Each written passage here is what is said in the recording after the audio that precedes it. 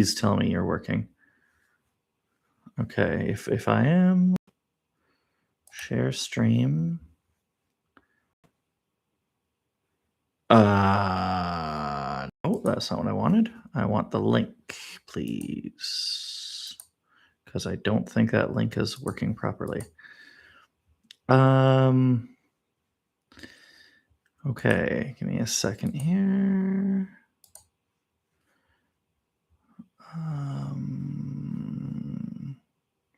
History, no, my videos. Wouldn't be a stream without any technical difficulties, right? Live. There we go. Get a shareable link.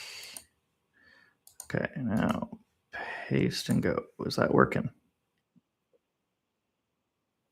Perfect. Okay, so this for a second and put it.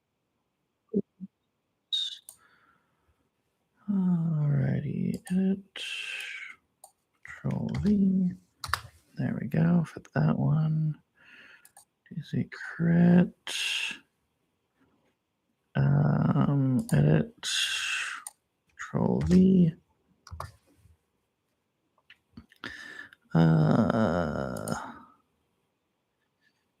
Switch this. Sorry for anybody who may be here.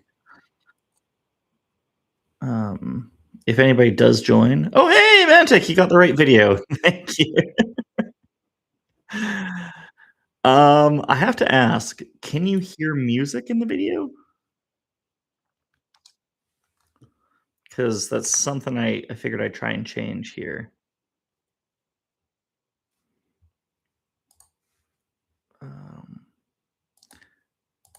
I'm gonna, there we go, silence myself. No music, eh? Oh, that's too bad. I was trying to think how to do music in OBS, and I thought I got it right, but I could be wrong. Background music. It says it's working. Interesting. All right, well, that'll be an experiment for later. I'm going to turn that off right now because that's a little too much extra going on. There we go. Perfect. Just double checking. I think I got every one of the Discord channels redone with the link, the proper one. And then we can get right into it.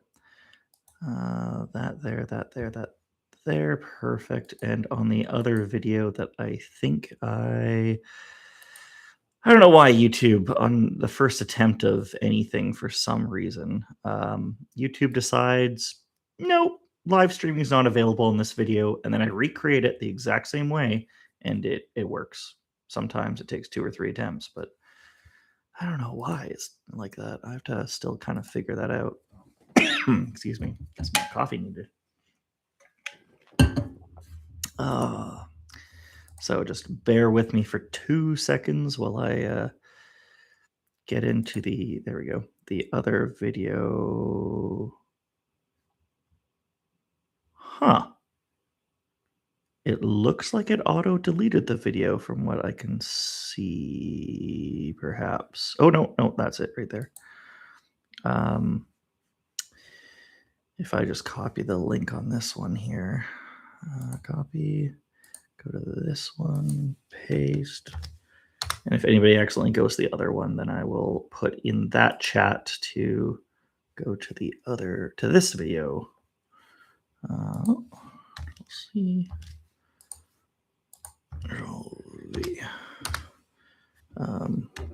Other video is correct. Perfect. Alrighty, welcome everyone, especially Mantic. And thank you, Mantic, specifically for the DC Crit logo that I get to put in the stream. So I'm pretty happy about that. Thanks, man.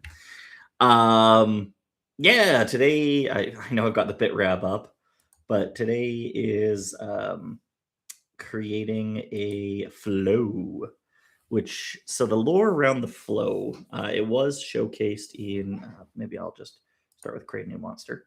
Um, the It was showcased in episode, chapter, session, however you want to call it. I typically call it chapters, but it was showcased in chapter 2, I want to say. I think it was end of chapter 1 technically, and then chapter 2 was kind of showcased, and in chapter 3 there was also kind of a little bit more of a showcase on how things work. So flows, for their lore aspect, um, they are a maybe I'll move the mic a little closer. There we go. Make sure I'm on the right setting. Yeah, okay. They are a creature in the Verkuven archipelago, specifically on Verkuven Isle. We've seen them so far. That's where everyone is in the story, so in the campaign. So the flows, or flow for singular, are typically a very social creature, right? They're social animals, beasts, if you will. They The reason they're called flows, and it's also in my reading on one of the live streams. I can't remember which one it was, but when I was reading the short story of Gabchahaha, Savior of the Goblins, they they're called flows because when they run, they kind of have a kind of flow rhythm. So that's one of the reasons why, right? Kind of run as a flow. They're very fluffy. And they have this unique feature where they actually, when two of them meet up, they can kind of flow into each other. And all you see then is, most of the times, what you'd see is just two heads off of one flow. So they in a way merge, but not quite merging. If I were to get rid of all the flow's fur, you'd see what really happens. But they kind of merge or flow into each other, and so it's akin to a few flows to get like three flows together would look almost something like a fluffy Cerberus from Greek mythology. Um, so the aspect here is they're kind of, um, while they were just typically more wolf social like aspect, in the more recent age now in the Verkuven archipelago, they tend to, um, just make sure. Sorry, I was just getting a comment there.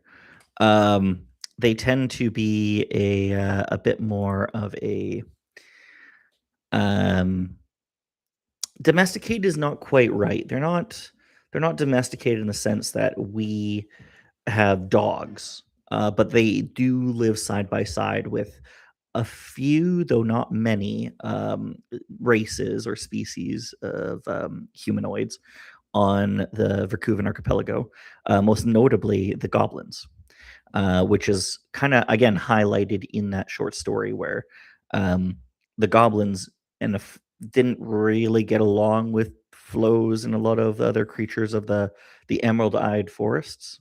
Um, but as the time since then has passed, they have gotten very, again, domesticated. It's not the right word, but have gotten very intertwined.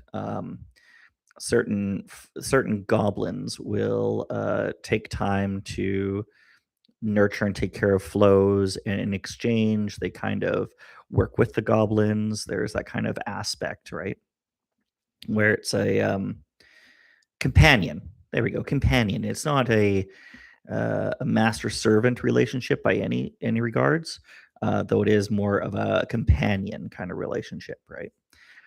Where flows are still very much they're independent and don't cater to all the whims of the one who is in control of them, right? Or like domesticated dogs, right? That's still kind of the narrative around the flow. Some of their features, which you might be able to see from the art down there. Actually, I can increase the OBS stream here. I got a little bit more room. And here, do Secrets logo can go up a little bit. The flows down here in the bottom left of the screen that I'm just actually getting a little bit bigger at the moment, just to accommodate some of the size. And they are sketches currently by Octagon, one of the artists working on creatures for the first book, for the first campaign. So these are the flow sketches at the moment. I don't have any of the full anything more to showcase because I personally haven't received anything yet. But I'll actually take this in the center of the screen for right now and just kind of zoom in, just so you guys can kind of see what we're kind of thinking around flows. So flows here. So very, very, very wolf-like, right? Very dog, very wolf-like. This is going to be changed a little bit. They're kind of bit more. Think of a Marema, bit more just fur all over the place kind of idea, right?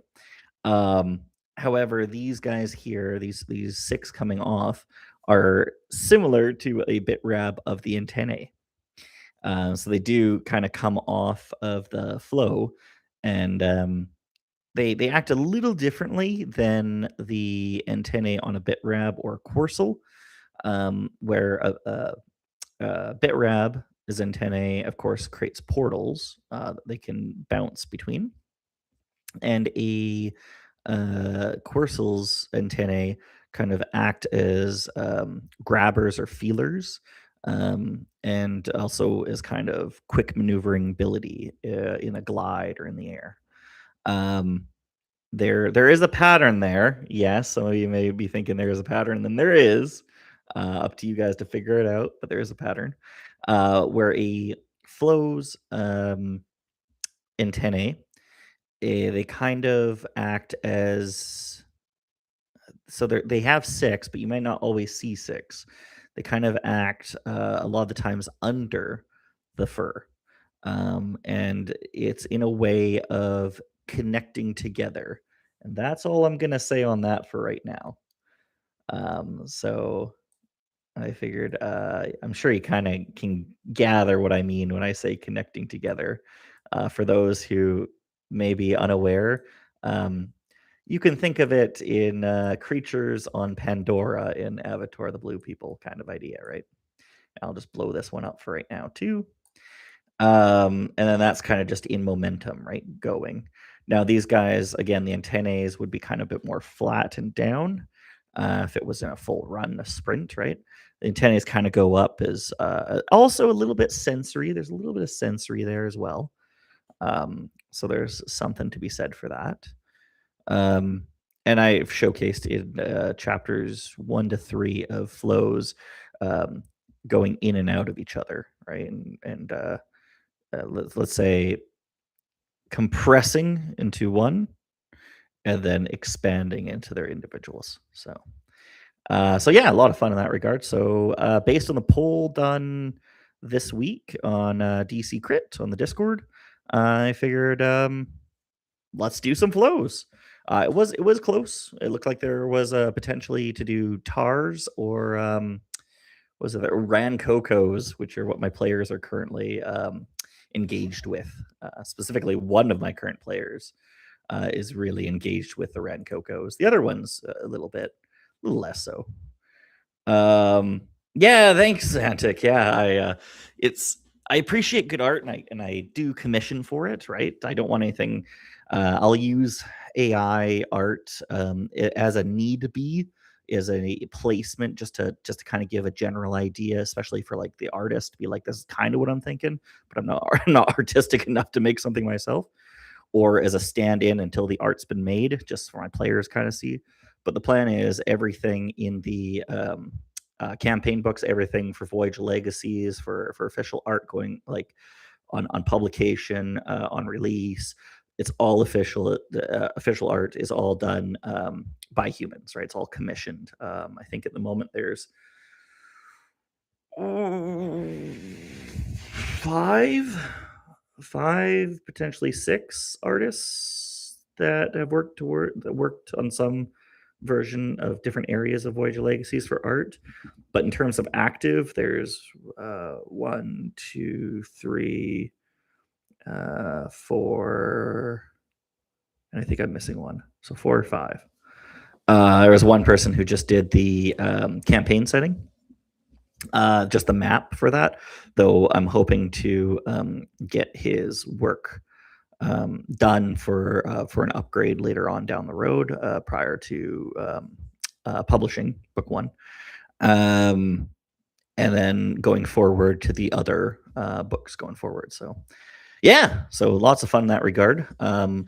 I don't have anything to mention yet, but there's a potential little behind the scenes look.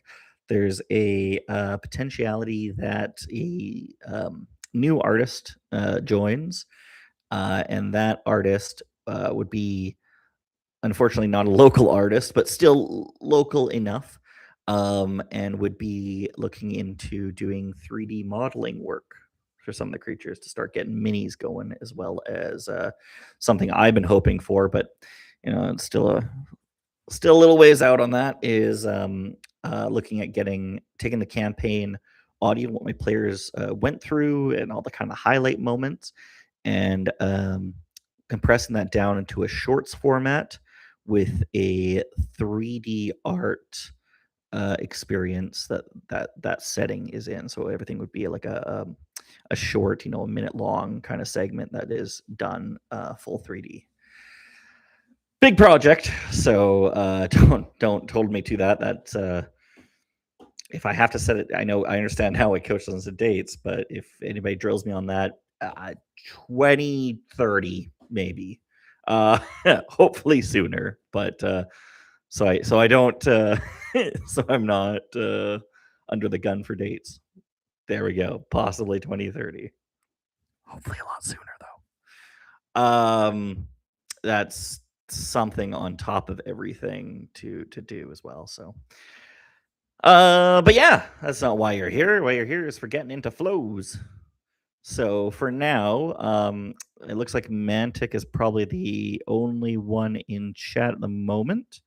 But if anyone else wants to comment here for starting with tokens, I don't know why, but I like starting with tokens. Yeah, thanks, Mantic. What are you thinking? Are you thinking the standing still doggo or the in motion doggo? What should we go with the token? It's just gonna be one of the two for the time being. I'll update as I get art, of course, but what are we thinking? Let's see if I can go grab the art here. It's gonna take me a second or two. Standing still has a more heroic pose. I would agree. Yeah, the standing still kind of has a heroic pose. Actually, the reason I got both is the artist, which is Octagon. The standing still one, the reason I got both is because Octagon, she wanted me to ask, do I want a pose done where it's standing still or a pose going while it's moving? And I said, I like them both, but I do kind of prefer, I guess, for like publication reasons, of standing still, just because it's it's not as fun of a not dynamic pose. It's still, you know what, maybe yeah, I guess I was gonna go into Canva and get rid of the background, but you know what? For now, let's just have that. Again, we just gotta throw something down there. Ooh, I see something new. Something I get to brag to Mantic about, and anyone else watching, is these changes right here. Add a background, add token rings. So let's go add a background. Oh, I like it. I like the change. The change is good. Let's add that guy for now. Feeling kind of green on these guys. That might be a little bit of a hint. Ooh, and there's even tags. Oh, a dark and a light mode. Oh my gosh, Mantic, you spoil us. Yeah, with tags and everything. Oh, beautiful. Beautiful. We'll add. I know it's gonna look kind of goofy on the white border. I can fix it later, but hey, it's something. Let's go and add some rings here. Boo-hoo-hoo-hoo. These guys. You know what? Let's see what comes up as wolf. Probably nothing, but hey, you know what? No way. There's something that comes up as wolf? That's interesting. I don't know why that works, but it does. Nature, leafy, mystical, organic. Do you kind of like that one? Do kind of like that one? Not quite the vibe. Feathered ember. Ooh, yeah. What in nature? What do we got here? It uses fuzzy matching, so wolf could mean wood. That's awesome. The behind the scenes on how the coder developed the code. Fuzzy matching wolf wood. You know what? Yeah. I think we have to kind of go that one of these two. You know what? This is kind of merging into each other. I like it. And yeah, twisted branch. We could also go that kind of a merge. You know, let's just try it. Let's put it in. See what it looks like. And now to figure out how in the world I can make it bigger. Scale. There we go. Yeah. No, I don't think that's what we're going for on that one. Let's go to this guy. Scale. Whoop.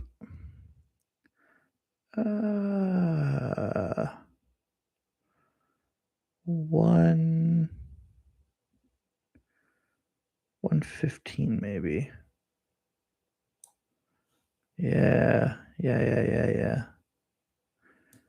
No, that looks good. And then I'll move this just a hair over and a hair up maybe. Just to kind of, yeah. Now I'm just being technical for no reason. There we go.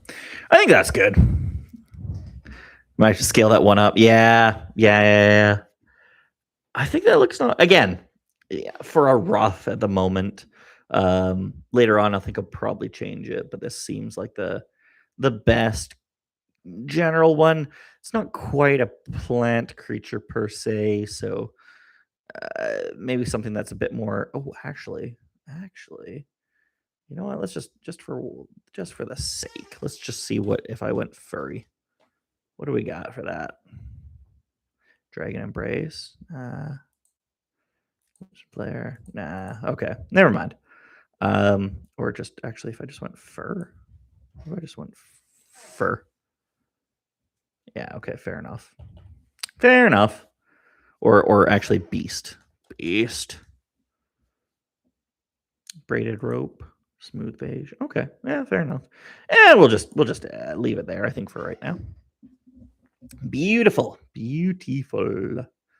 Let's go render and save. I mean, I thought it was going to look a heck of a lot worse. I don't mind that. Yeah. I mean, of course, it'd be nice if it was the full art, but I think for right now, yeah. So with these guys here, we need to look at my notes as I get to adapt everything. Oh, a little behind the scenes. That's not quite intentional. There we go. Let's go. I think it's my mobs and encounter table. Yeah, that's the one. Flow. There you are. Bloop. All right. So I made these guys a bit tougher than the BitRab, just a wee bit. But I still might have to. Here, I'm just going to move this kind of off to the side for a quick sec. Oh, actually, no, we don't want OBS there. There we go. So I made these guys a little bit tougher. I still might have to make them tougher still, but they are. Oh, actually, let's start at the very top. I don't know what I'm doing. Flow. And now They are. I guess they would be medium. Yeah, medium because they are would be the same size as a human, like a wolf, from snout to tail kind of idea, but it's just not vertical height, it's horizontal. Um Humanoid though. No, that's a beast. I don't think there's anything else that's nope, beast. These guys I would put as a I think the Bitrad put as novice and the Corsola as such. I would probably I'd be torn between a 0 and a 1 for these guys. Let's go 1 for right now anyways. Now all these lurks in the shadows. Nope. Berserker, reckless, nope. Strong and tough, focus on melee attacks. I mean, that is true for Bruiser. Nope. Controller manipulates, nope. Enchanter influence, nope. Guardian. Protects specific area treasure, one room resolve. Kind of Guardian feel. Healer heals. Hunter takes down prey with expertise. Some can be a hunter, definitely. Lackey, monster just sits there, has no immediate threat. Again, some, yes. Hides and waits, only engaging when the odds are in its favor. Possibly. Cells in reconnaissance and detecting enemy. I am feeling scout. I know I went scout with like the last two, I think, but skirmisher. Potentially. Attacks from a distance now. Calls forth other creatures to fight on its behalf. So summoner isn't entirely wrong, but it's not right. It's not calling forth other creatures. It's just, a three-headed flow coming at you. It's gonna blah and attack you from all sides. So that's not quite right. Tank? Kind of. Again, kind of. Deceptions, illusions, nah. Well, I mean, trickster in a way. It's deceiving you, like oh, that's just one creature. Then poof, there's a few more. So in a way, not a, it's kind of illusion in a way, but patrols and defends a designated area. Yeah. Again, Warner's not bad choice here. For the feel, protecting allies and drawing attention. Trickster Scout, do they hunt in packs? Threaten normal folk. So yes, Mantic, they. Sorry, I gotta keep adjusting in my seat here. Actually, let me raise that for a second here for answer. Yeah, there we go. They do typically go in packs, but a pack could also be a single individual or seemingly a single individual, right? Because at times, while they may have different heads popping out, so you can actually count and be like 1, 2, 3. At times, they might be kind of if they're planning on an ambush, right? Say there's just one, and it looks like a really big one, and you're like, okay, and then suddenly, blah, right, and you get a whole bunch of them kind of coming out, or sorry to the camera, blah, right. They do attack, not typically goblins though. If they do attack goblins, it's more of a playful playing action. Again, their relationship with the goblins is better than a lot of others. They seem to be really attached to a couple of my races. Chapter 3, you'd be able to identify these races. They seem really attached to the Knidme and don't give any um, mind to the Felinme. They just kind of ignore them for the most part. But what they are kind of aggressive to is the humans. The humans, they're kind of aggressive. You can think of it as like Hounds of Baskerville, right? Like there's definitely flows that have taken out humans before. And I mean, a little bit that's also the influence of the goblins having tensions with the humans and Heltica or Gobtica also, disliking the humans, being attached to the goblins. There's a little bit of all of that, but mainly flows are just kind of focused on being aggressive to the humans. Oh, hey, Pear King! Welcome to the stream. I don't know if this is your first time, but welcome. We're talking about flows from the campaign. I don't think you were actually in that campaign. I know that the artist known as Universal was in that campaign, but I don't think you were, as well as the artist known as Blackjack Hope was also in that campaign. But I don't think you were in there. But welcome. I can't hear. Yeah, fair enough. I guess captured again, Pear King. But yeah, sorry, to answer your question, Mantic, Trickster Scout, do they hunt in packs, threaten normal folk? Yes, normal folk human. Yes, hunt in packs. Trickster and Scout, they may send a pack member as a scout, or they may try and trick the humans as I'm just one flow. I'm just one flow, and like kind of gather the attention of the humans, because of course the humans are going to be a little bit against them. So the aggressive humans might come and be like, I'll take down this flow, and then all of a sudden, blah! I'm not just one, you know. So there is that. Oh, there we go. Ultimately, the type is just for hunting, and the GM hinting. Okay, I was like, hunting, that doesn't seem right. For hinting to the GM how to use them. You can always pick one and then provide more info in the description. Exactly, that's kind of where I was thinking about going. But I just figured, I again, for those who are creating perhaps a creature for the first time in DC Crit, I figured I'd just go through the list and just kind of explain my rationale for each of them there. So for right now, I'm feeling tank. Protecting the allies, drawing attention. Kind of tank, yeah. Just for now. Again, could be, depending on the situation, they may seem like they're a bit more of going in for Trickster, for I didn't miss it. Oh, hey! Welcome, Breakfasty. Oh, we got a few people in chat now. Welcome. We're talking about flows. Who yes, hi. Who unfortunately you haven't engaged with yet. But you probably didn't notice them for when you were editing. You probably noticed the flows. Yes. So Breakfasty is, for those who aren't aware, is our new Voyage of Legacies editor, as well as new player. That way down the line, yeah, you'll see Breakfasty appear, and hopefully not too long. But again, once we get to that session, that chapter, you'll be able to see. So yeah, so that's kind of what we're thinking there. And then rank. Modest challenge. Those foes are easily handled by a single adventure. Now, okay, so now if we're talking a level 1 creature and a single adventure, like a single level 1, taking on a singular flow, yeah, I could see it. If you were to go one-on-one on a wolf, right? Like, I kind of get it.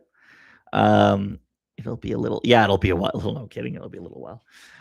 So yeah, I can kind of see a low tier, mid tier, balanced adversary, keeping in matches. Actually, it might be even mid now that I think about it. Matching the strength and skill of a player character. Because again, one on wolf on a wolf, right? For those unaware of my naming scheme, I've been saying wolf a lot, and if you look at flow, and you maybe spell it out backwards, you might get a hint. So I think wolves. Are CR 1.5. I know 1.5. I can't get 1.5. It's 1, 2, 3, 4, right? So I'm staying 1. I know normally we would kind of raise it up, but I don't want 1. Seems good for these guys. So we're gonna throw a mid tier for right now. Matching the strength, because a flow could take out an adventure. Now, I'm thinking if you're playing as a level 1 character, you might be able to take out a flow. They could still do some significant damage to you, but it's going to be a challenge one-on-one. But especially with their nature of being very grouping, maybe then it'd be mid. Like one-on-one, maybe low. But since they tend to group, I'm upping that to a mid. Taking a look further here, flows. So just taking a look at my notes got going on here.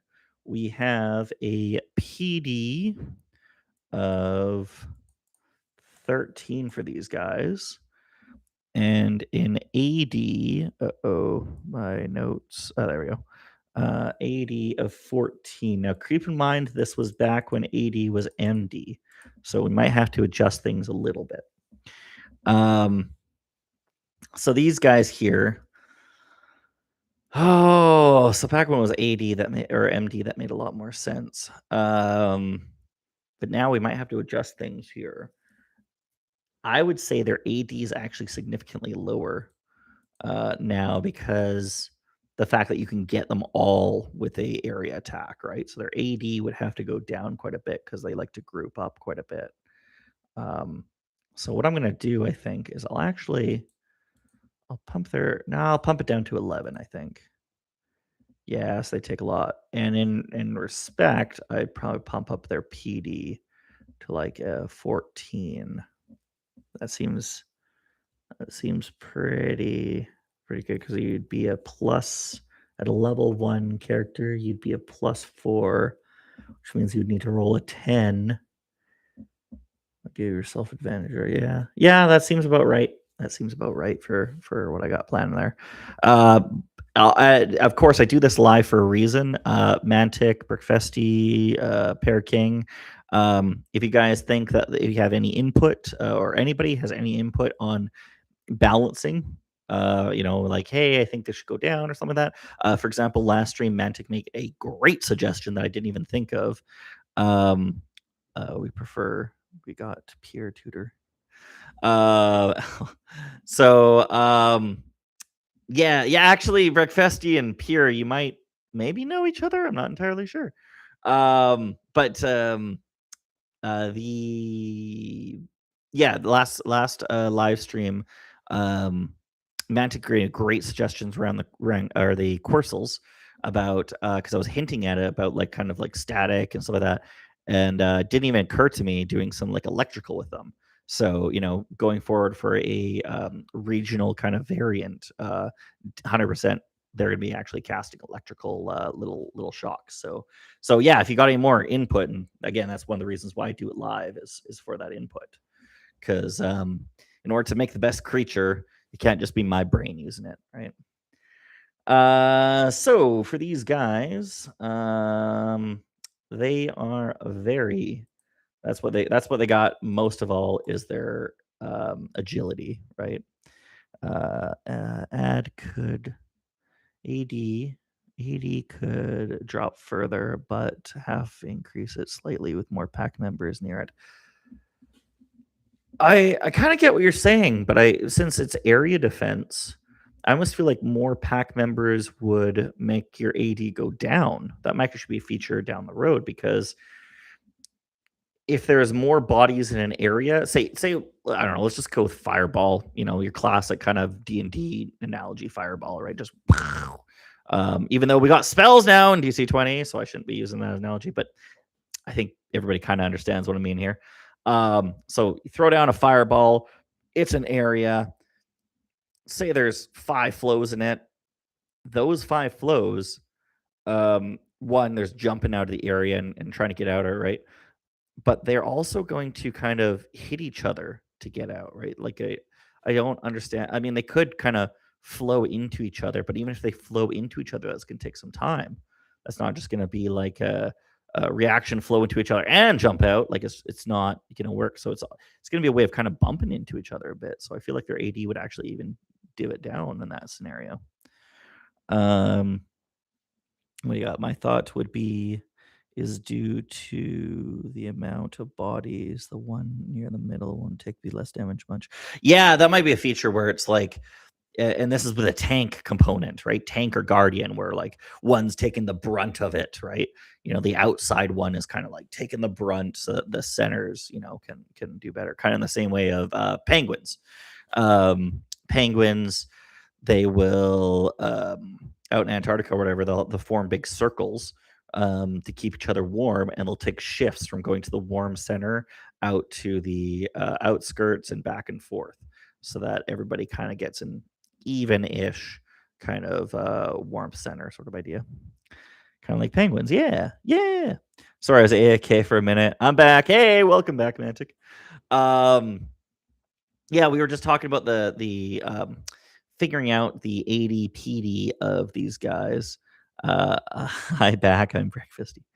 AD/PD of these guys because the rationale of them um, being able to fuse, as well as if there's a whole bunch of bodies, their PD might go, or their AD might go down because it's harder to get out of the way, and dodge or whatever. If there's a dodge sort of philosophy and kind of mechanic around that. Yeah. So getting into it, so agility, yeah, that's where they shine, right? They're all about. I even said, like, in chapter 3, they're going through like sort of like deer trails, the kind of through the forest, and just high speeds, just going through, whipping around, right? Their might's not terrible. Their might I would put at probably at a 2, a little bulky, a little strong. I could see some changes being down to a 1 if need be. Their charisma's not terrible. Oh, that's negative. Charisma's not terrible either. I'm gonna throw that at a 2, 1. But their int, -3 on that guy. They're not really they're still doggo. You know what I mean? They're not terrible. Again, we can change these later. Sorry, I hit something there with my mouse for a second or two. Oh god, there we go. Okay. And then what was I gonna look at? Right, my notes. There we go. Now they're back on. So I have written down pack camouflage, a high speed of running. I would like to eat the fireball. Would a character named God be a dog? Maybe. Who knows? There might be a minor deity that could be created in regards to these. Who knows? That's up to the players to decide. Imagine that would be kind of end content of the campaign. Gotta go back to work. Thank you, Breakfasty. Have a great rest of your shift. All right, so getting back to it, reductions. I don't think we have to do that for right now. Resistances. Oh, hey, T-Dog. Welcome, T-Dog. Wow, it's been a busy stream. Sorry, won't be very long, but hello, Kyle. Well, hello, T-Dog. Whose name I forget. I'm sorry, I'm really terrible with names. I will get better at that though. Yeah. No, welcome, and we'll have to do our regular Sunday hangout if you're available too. So that was a lot of fun. For those in the DC Crit Discord, kind of making it a habit that on Sunday nights PST, Pacific Standard Time, kind of do not a live stream per se, but just a Discord community chat. Actually, I can look in the Discord what it's called, just so that I am saying the right channel. We call it Community Collab. So Sunday nights, I think around, I don't know, 6 to 8 p.m., somewhere in there, maybe 5. Somebody sits in there earlier. Depends on everyone's schedule. Just kind of join the community collab and just chat about things. We had an awesome time. I think we had like 4 people at a time that were chatting. Mantic was there. T-Dog was there. It was a lot of fun. Liam. Yeah, it was a lot of fun. Yeah. So resistances. Well, they're not like thick-skinned. However, I'm going to give them resistance to piercing. So the rationale here is because you don't know where the main body of the flow is through all of the fur, they have a resistance to piercing because quite often goes right through, right? Kind of like just shooting through the fur. Load up again. Right, going for that crossbow. So just a slight resistance to piercing. Gonna throw in there. Let's check if there was anything else here. Slashing, no. Cold, corrosion, fire, lightning, poison, sonic. Mystical, physical, radiant, umbrella. They're true. I think we're good on all of those. They would. I feel like they'd kind of actually be. They could be really strong against psychic, but they could also be really weak to psychic. It depends on. Yeah, we're gonna leave it for now. For now, we're gonna leave it. And then let's go over to vulnerabilities. So these guys, no big shocker. Doggos, fur. I'd say they'd be vulnerable to fire. Yeah. No big shock there. Light them up, right? So we're gonna have vulnerability 1 to fire. Psychic, radiant, umbral, sonic, poison, forms of toxin, vulnerable. Not particularly. Fire, cold. No corrosions from acids and stuff like that. I think I'll actually give them a vulnerability to corrosion. Because they... Oh, would they have a vulnerable... Oh, here we go. I wouldn't claim that regular dogs are vulnerable. Vulnerable implies they sort of take extra damage due to their nature. That's true. I was just thinking their fur. Oh, here we go. T-Dog. Also, I usually don't mess with that section very much. I like to do just the stats and the features and attacks and reactions. Fair. I was just thinking a way to deal with these flows from the human sake could be like with a fire torch, right? It would make sense that they would be more scared of it because scared of fire, right? Knowing that once their fur is on fire, it's kind of hard to get off, right? Or to like, get it off of you, right? So I could kind of see that as a feature. Again, I'll just put it as 1 just for now, if need be to change. But conditions, skills, senses. So senses, that one's going to be kind of useful to have. I'm going to give them some dark vision. Not a lot, but just a little dark vision for those guys, just because they're used to kind of a bit more seeing throughout the night. Or can be, I should say. I'll just give them small space and dark vision. There we go. Skills. I don't think there was any skills. They're just kind of a creature. Possibly some trickery though. So there's a little bit of trickery. So we're gonna give them a little trickery, just a wee bit. Some conditions. Oh yeah, no, we're not. I don't think we got anything to worry about here.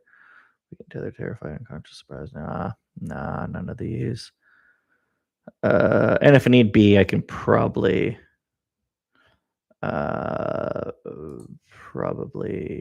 deal with that later. So trickery, yeah, little trickery, just because again the flowing into each other. Intimidation, influence, history, awareness. I don't know. Yeah, this is animal calming, engaging the intensive beast. They kind of do have a little. I'll give them animal just because they do kind of understand the other animals on that area. So I'll give them just 1 to animal. Not that that'll really affect much. Languages. I don't think we have to worry about that. Other speeds. Here we go. So let's give them a run.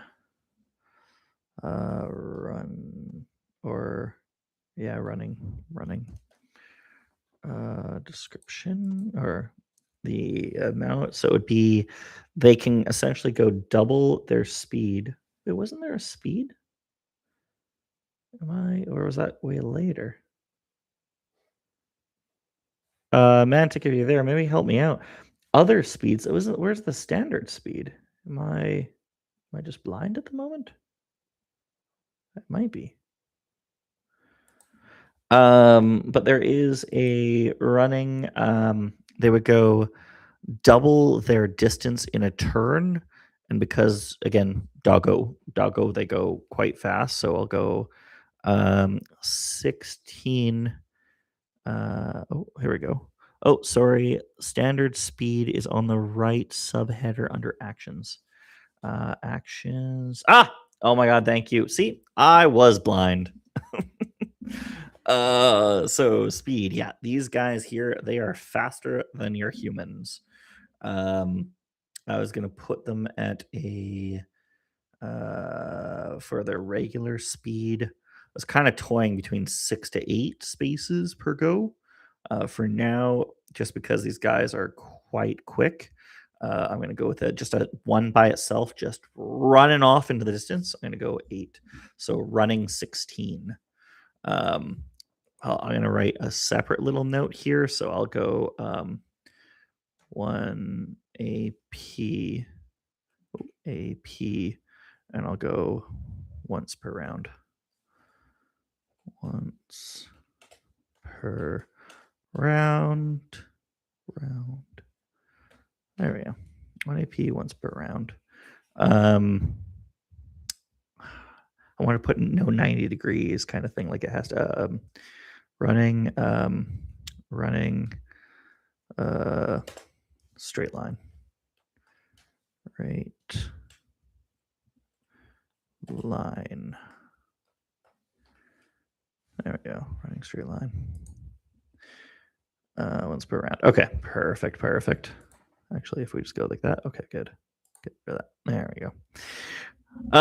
Yeah, okay. So cool. Got actions. Now these guys, I had them a bit more. I gave them 4 actions per round. Save DC on them. What do I have in my notes here? Don't think I had. Oh, there we go. I don't think I had any other. Oh, that's a. Oh, that is a flow. Okay, good. Just making sure for a second there. I thought I was working on a bit rab. Yeah, I didn't really have anything else for that. So save DC on those guys. I'm gonna take a look at 10. Yeah, I could probably keep it 10 for right now. Attack a +2. I'm going to, for a singular one, I'm going to keep it, I think, as a +2, but with a potential as a multiple. So this is going to be the fun part here. So go into new action. Let's see. Let's load template and see. Is there a multi? All righty. So that's a good idea for running. Yeah, exactly. Right. Just trying to it's that go get him. Doggo running. All right, here we go. So let's just take a look here at multi. If there was any hair bite, multi tag, 3 poison tag. Nah. Multi attack. Bone Claw does 2 attacks. Multi attack. The Rat Prince makes not quite. Okay. Just figure I take a look first before doing something. So we will go with actually, hold on. Before we go into attacks, let's go features. Let's go flow together. There we go. Flow together. Flows can connect and seemingly flows can connect and seemingly form into one creature. They are still technically two creatures and may share damage from attacks. From attacks. One of them's. Okay, so flow together. New property. We're gonna go. Or let's go. Flowing together. There we go. Flowing together. So, a pack of one, or pack up. Pack up. So, 1 AP to 1 AP to combine into one. Combine together. Combine together. 1 AP to combine together.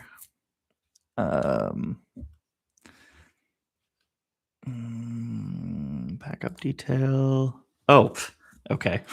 This is where I'd putting the AP. Combine together. Combine together. 1 AP to combine together. Back up. Control C. Control V. There we go. Pack up 1 AP to combine together. So pack up the flows. Actually, that would be plural on that one. The flows somehow, or the flows somehow on the surface become one. Perfect. That's it for that. But new flowing together property. That would be so the opposite of pack up. So it would be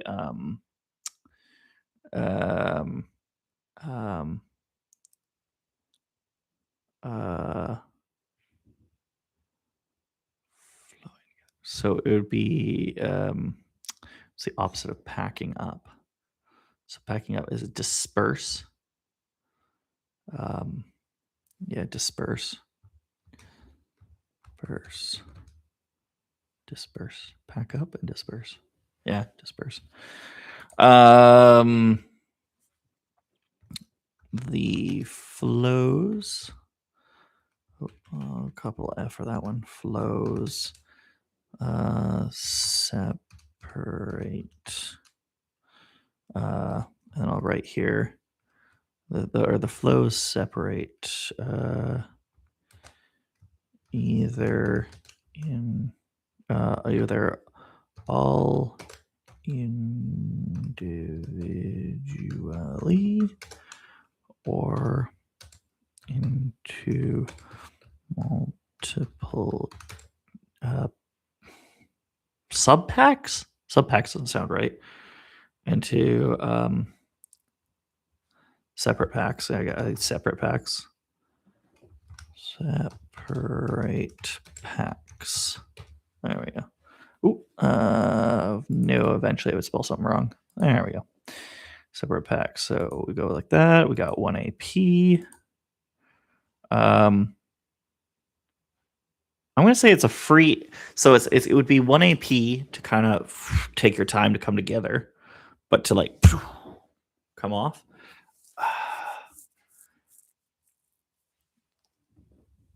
No, okay, still 1 AP, but it could still be done as part of an action of like an attack coming out kind of idea. So it would, the rationale behind that is we haven't got to attacks yet. Just their features of packing up and dispersing, right? Or is they can kind of combine and then disperse. And then maybe they'll be guaranteed there'll be, once we get to attacks, there'll be an attack action where like all of a sudden a separate bite comes out at you, right? And it kind of disperses off of that bite. So there's a separate creature there going on. So we will go pack up, disperse. Separate. Separate or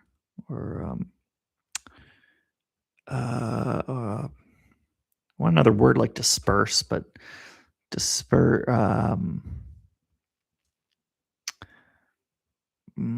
Unpack. You know what? I think I might separate this. I think I might have this as disperse. Disperse. And this I might have as unpack. So we have pack up and unpack. And then we have the action as disperse. And then we'll write here in the script one AP to separate.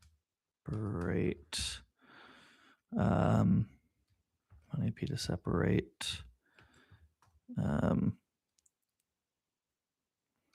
The main into the main flow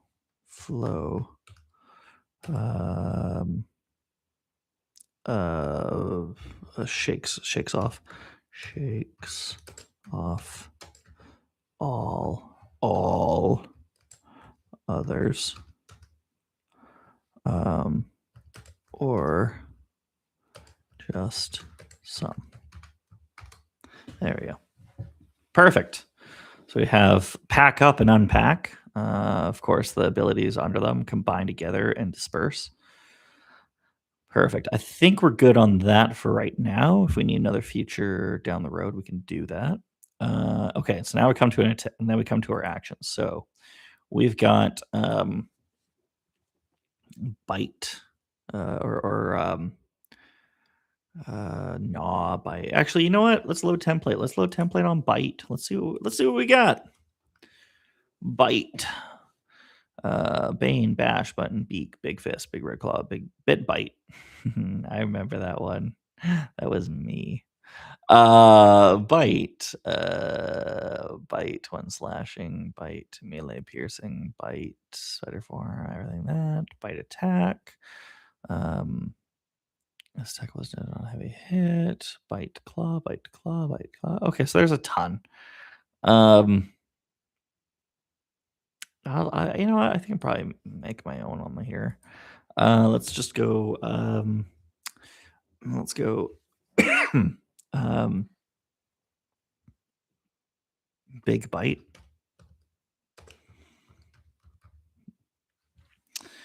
One AP for it. Or vicious bite. Nah, let's just go.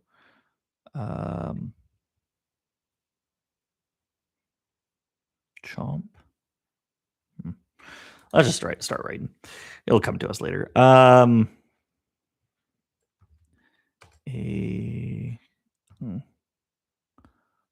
flow. Jaws. Flows. What is a dog's jaw called? I know there's a word for it. What is a wolf's mouth called?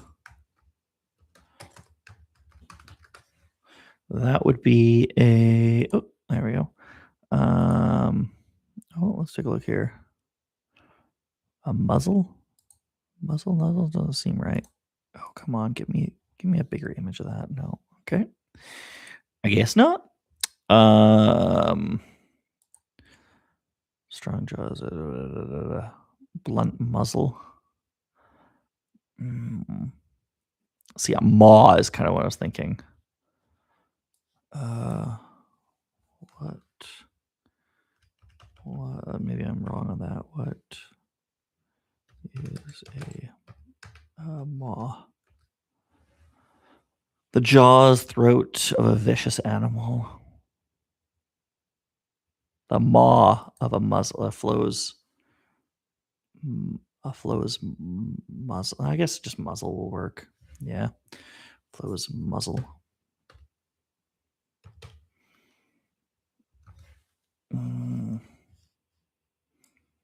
Let me just make sure I'm spelling that right. Muzzle. Device user snout. Now see that's the snout. Snout. Yeah. Flow's snout. Jaw, snout. I'll have to go back to the stream to see. Okay, good. Just making sure. A flow's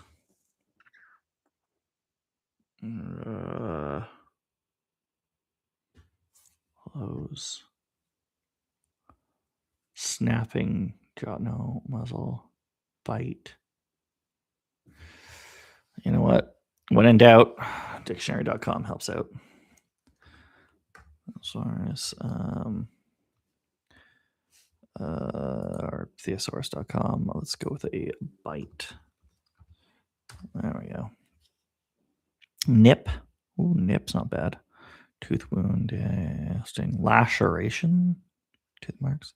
Nip. I do like nip. Bite, catch, drum, drop, finger jolt, morsel, mouthful, nibble, pinch, portion, shot, sip, slug, sniffer.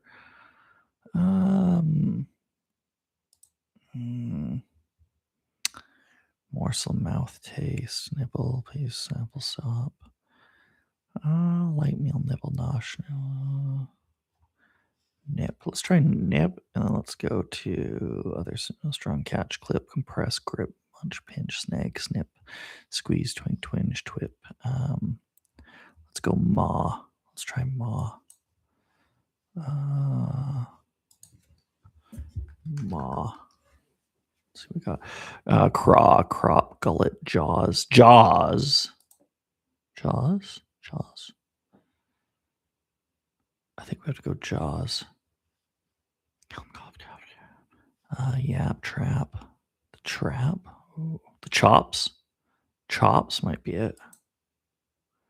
Flows chops. Yeah. Chops. I'm liking chops so far. Let's go with that. Chops. There we go. Switch it over here. Okay. Oh, here we go. Oh, sorry. Standard speed is on the right subheader. Okay. Yeah, we're back up to. Sorry, I have to constantly go back, right? So, okay, here we go. Flows chops.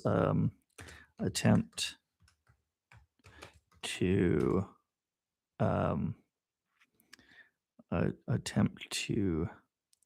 pierce. Pierce your attempt to pierce your body, being, flesh.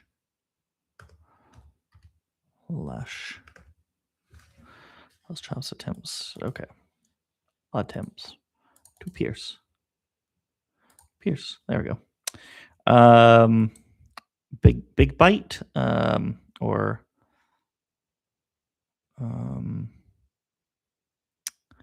I'll just put bite. But we're going to add a property to this bite. So this is going to be a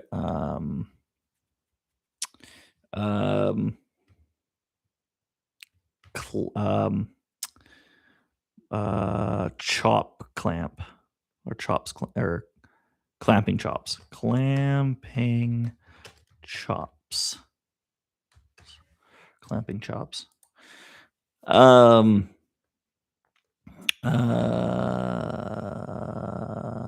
Detail. There we go. For additional AP. I already have champing clops. The Lock jaw. Nature of flows. Attempt to restrain you. There we go. Attempt to restrain you.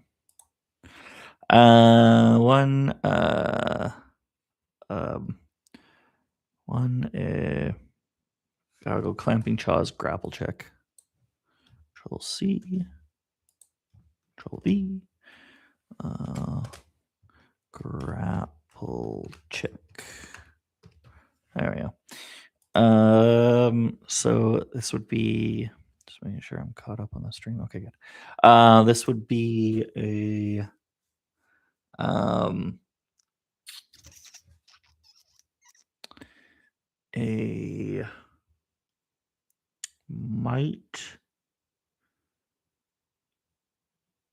might check, or it's, or no, I guess the player would have to I'm gonna say DC 12. DC 12 martial check.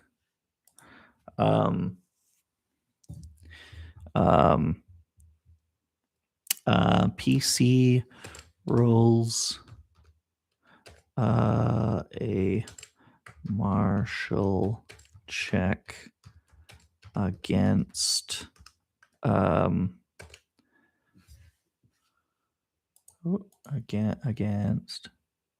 against, there we go. PC rolls a martial check against flow save DC. Flows save DC. 12. I think 12 would probably be a better save DC for that. Yeah, so I guess martial check against the flow save DC 12. And I'll write failure. Failure. Failure.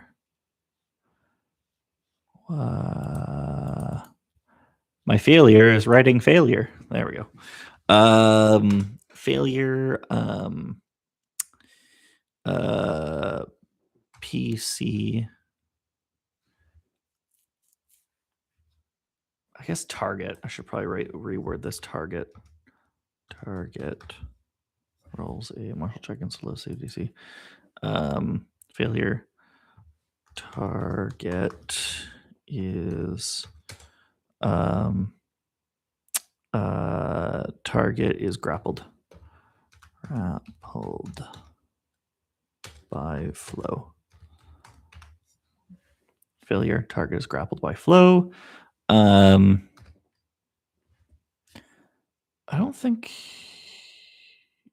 I put the damage. I'll do that in a sec here.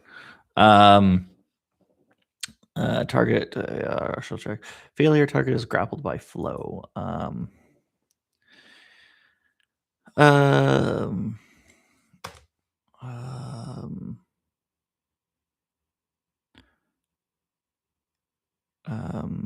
Can is grappled by flow. Can be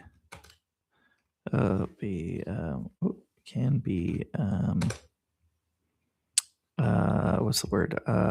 Can be not contested. Can be or target. There we go. That's what I meant. Target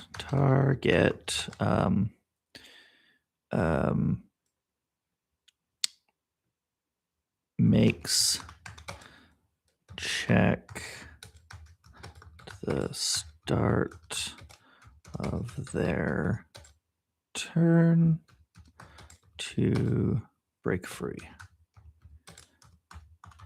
Because I figure, you know what? I want to be able to give it a kind of a free check to break free at the start of every target's turn. Let's check at the start of the turn to see if grapple maintains. That's not even the right word, but it's the best I can think of. And based on the wording of .10, I might have to go back and change everything again. I mean, I'm going to be having to hit back and change these things repeatedly anyways, but clamping chops. But anyways, that's what I'm thinking.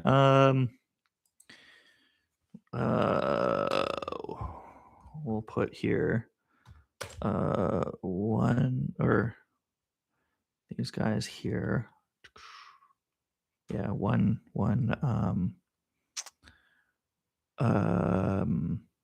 piercing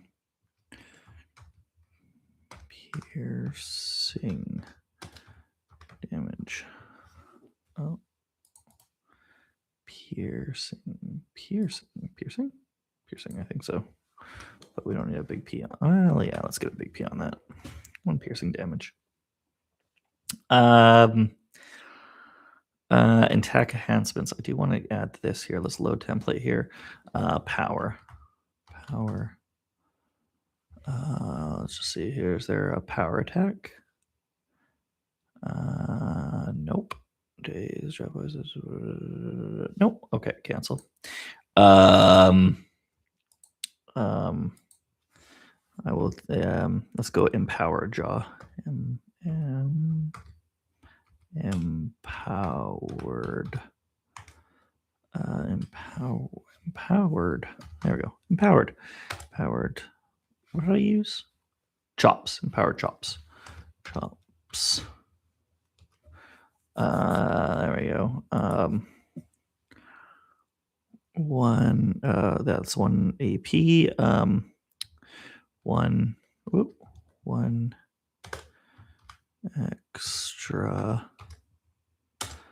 extra.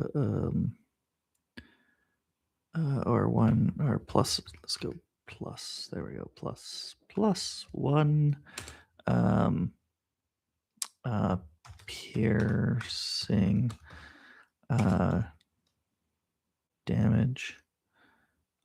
Piercing damage. For bite. For bite attack. Repeatable once.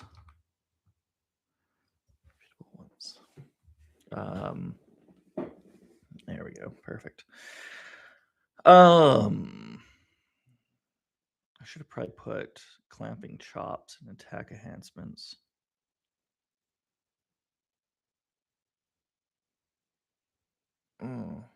Well,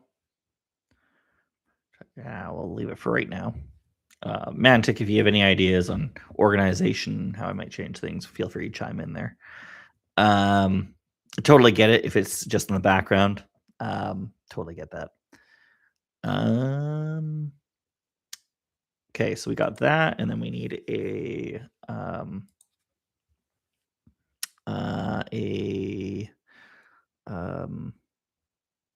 slashing, or yeah, let's go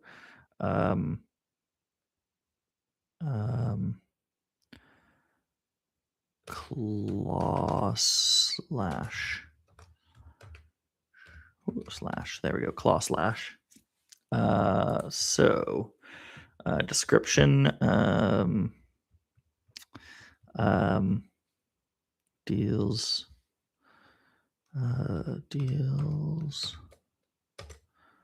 one or here. Okay, we'll go with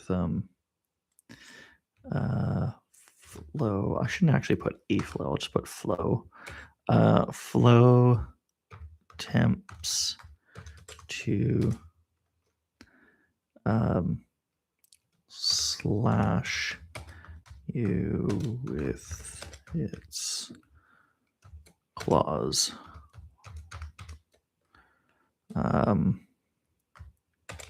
One slashing damage. There we go. And it helps when I get attempts. Sub. I don't think it actually needs to be a slub on this. Though there will be probably an attack enhancement. Repeatable. Oh, hold on. I think I do have to change this. So I'll write empowered chops. We'll see. Just hold on. I'm on something. I promise. New property, empowered chops. Control V, and then we'll go with the sub menu here. And we'll go copy that. Control C. And we'll go Control V. Repeatable once. Repeatable once. I'm gonna write repeatable once and only if not clamped, and I'll write here grappled or clamped. What did I say? Chops. I'll just put grappled. There we go. Oh wait, what? Power chops detail. Oh, I have to put it in there. Okay. Give me 1 second here. What was I gonna put? Okay, so +1. So this takes 1. So this is 1. I put empowered chops right here. Control C that. Control V this. And then I put this here. Control C that. Control V that. There we go. And then this is just the flavor stuff. So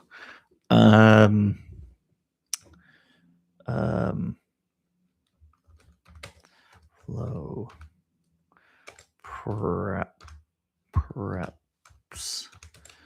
its jaws to clamp down to bite, I think. Oh, I'm watching, but I'm neck deep in work at the moment. You're doing great. Thanks. Thanks, Mantic. I do appreciate that. You have no idea how I appreciate that. And I also appreciate, you totally background. Yeah, like I mentioned earlier, you know what? You've got work to do. I don't want to hold you back in any way. So, but I do appreciate you're just here chilling for the stream. I do really appreciate that. Flow preps its jaws to what did I say? To bite. I'm gonna write maw. No, I gotta write bite just for people to understand. It would be cool if I put maw, but you know what? To bite, just because I want people to understand that goes for a bite, right? Okay, power chops. There we go. So the reason why I had to switch that over is because the attack enhancements, these have to be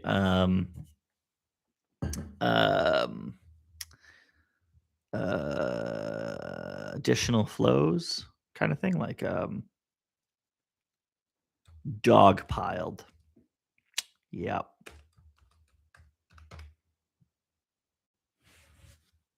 Yes. Because the notion here is with attack enhancements, it could be you can gain if a flow has, let's just keep it simple. Let's say a flow has 2 other flows on it, right? So those other flows can give a little advantage to the other flows with it, right? So the main one that's going in, right? So the other flows, they get the muscles all kind of loosey goosey or ready or whatever. So they help the one attacking by giving some of their AP to kind of help, right? So like the dog piled aspect actually helps to do all their features, right? Because it's one unit, but now comprised of a few others. Dog pile assistance. Oh, I love this. I might actually for balancing, I might have to move the actions from 4 down to 3, but we'll see. Let's finish this off. Flow attempts to slash you with 1 slashing damage. So this is where you actually add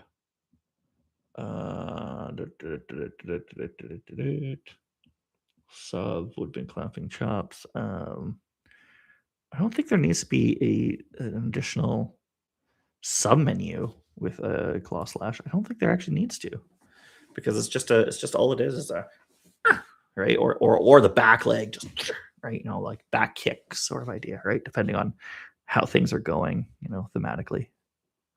But yeah, claw slash, 1 slashing damage. I like that. So dog piled. Okay, flow attempts to slash you with its claws. So the idea here is the main attack on a of a flow is their bite, right? Just like a wolf would be, right? A wolf doesn't necessarily come in and just be like stepping on its hind legs, right? That's a dog maybe, but that's not even really a doggy attack. That's more of a playful nature aspect, right? The main attack of a flow is, of course, their jaw, their maw, their chops, right? Coming in and right, and kind of, so that's the main. So the the attack pattern of a angry flow, say it has 3, again coming back to that Cerberus reference, say it has 3 heads, right? So it's 3 flows together, right? So the main attack pattern, if it's going, quote unquote 1v1, it would be the main one running in, chomp, clamp, so that the other 2 can also get a hit in, right? So we got like clamp, but that first clamp is kind of crucial. So the other ones might be like, again, focusing on what they can to get that first clamp to go and grapple, because then the other 2s, well, they might not have as much AP, they can just start scratching. They could just start scratching, right? Just coming in, just throwing out some claws. Maybe they also do go for a grapple, right? And do a bite. Or maybe they don't. Maybe they just go and just kind of maw, right? Just a bite that way. Or they just do, just scratches, just start, leg kicking, just going, right? But the idea, the notion is, right? This is why I put tank earlier, because you got your tank, your main one coming in, boom, and then all the peripheral ones. I mean, of course, they're going to help as much on that single one, but now you're grappled, so it's just going to constantly hit you from that grapple. So that's kind of the notion on that regard. Dog pile assistance. While how do I write that? While a flow while a flow attacks. Now while a flow is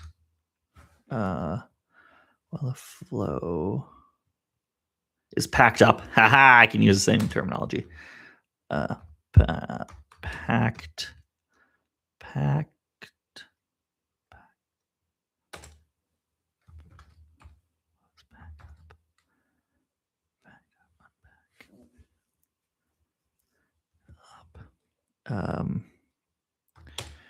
Each instance, while a flow is pack up, each individual flow. There we go. Well, a flow is pack up. Each individual flow attached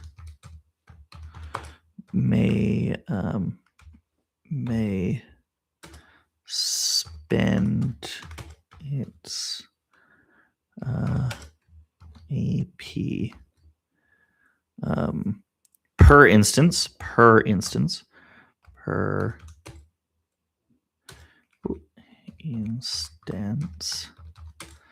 to give a help die Right here.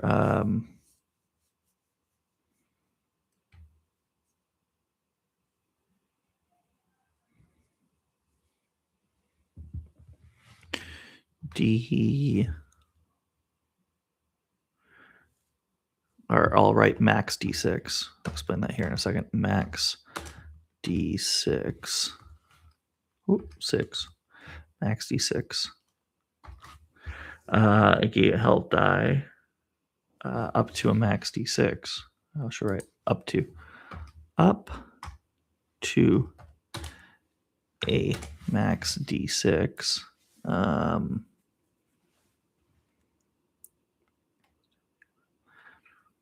D6. I should probably put a D2 per AP, I want to say. Or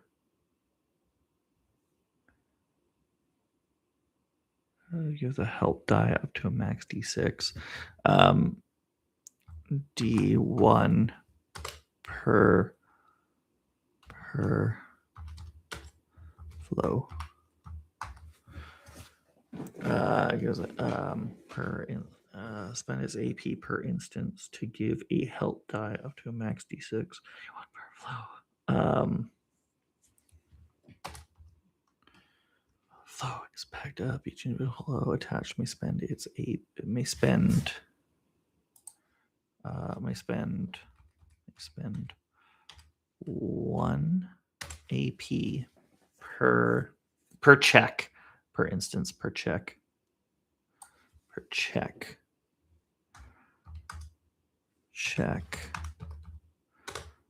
to give a help die up to max 1d per. To give a help die max d6 d1 per flow to the main flow, or to the main attached flow, to the, how do I word this? To the host. That's what we use it. Host flow. There we go. So, how that works, here, I'll just go like that and then can delete that. So dogpiled assistant. So it's +1, but that +1 is coming from each flow attached. So each flow can give a D1. I know it sounds kind of weird, but bear with me. A D1, so 1 so okay. Rewind, reset in the setting. So we got the main flow, all right? And let's say the main flow has 6 other flows attached to it, right? Almost like, 6 antennae, 6 flows. There's a pattern. So the main one, right? So we got 7 flows together. And there goes in. There's a human it doesn't like, bite. And during that bite, the other 6 flows that are attached may decide to spend 1 AP to give a 1D of help die that would all fuse into 1. So that is a D6 help die, right? And that is 1 AP they each spend to give that 1 bite attack a D6 to do, right? Or I could give it just a straight +6, but I feel like giving the D6 component of a help die would be better. It feels like, why would they do that? It feels kind of cheap, right? But at the same time, thematically, I feel like it comes from a rationale. Again, we might have to change the numbers around. In some ways, I want flows to be scary, especially if you're going one-on-one against a singular pack of flows, to be scary. But at the same time, I want them to be beatable, right? I don't want this to be like an apex creature either when 7 of them are together. So you could also, oh, here we go, Mantic. You could also have each add Each added flow simply add +1 damage. That would be terrifying. It would be. It would be. I was just thinking mainly for the bite, but you're right. Each individual flow gives +1 damage. That would be terrifying. I kind of like the way you're thinking on that one, Mantic. As opposed to a check, just do dogpile assistance where each flow would do an additional damage. But I feel like that's a runaway train too. It would be terrifying. But then so say again, let's instead of a 7, pack of 7 flow, let's say that it's a Cerberus, it's a 3, right? Um so that means this one flow coming in would bite, and then on that bite, 1 AP would be transitioned for the damage of the bite, but no additional success on the bite action happening. So there's a higher chance of failure on the bite happening, but if the bite lands, it's a devastating bite.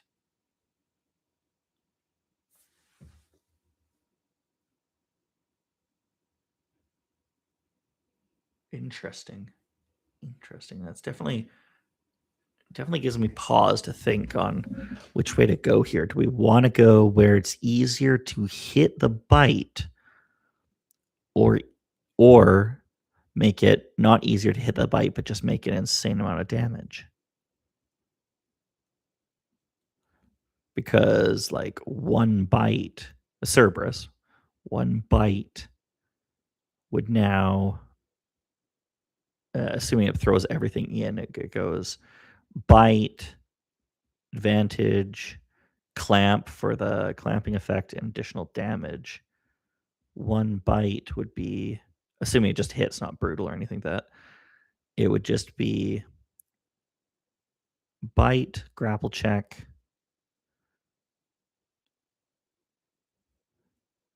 2, 1 from the bite itself, 1 for attacks. That'd be 4 damage from a singular bite. That would be the whole round. Sorry, just reading your comment there. It seems sort of weird that each flow merged together gets their own turn AP count. I would also classify a bunch of merged flows as single creature mathematically. It's a really good point.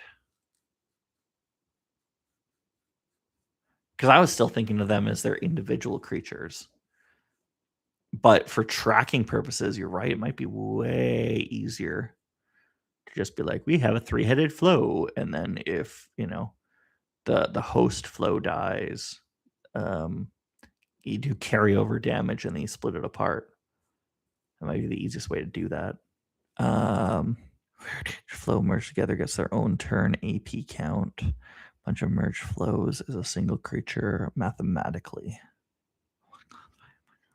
Flows is a single creature mathematically.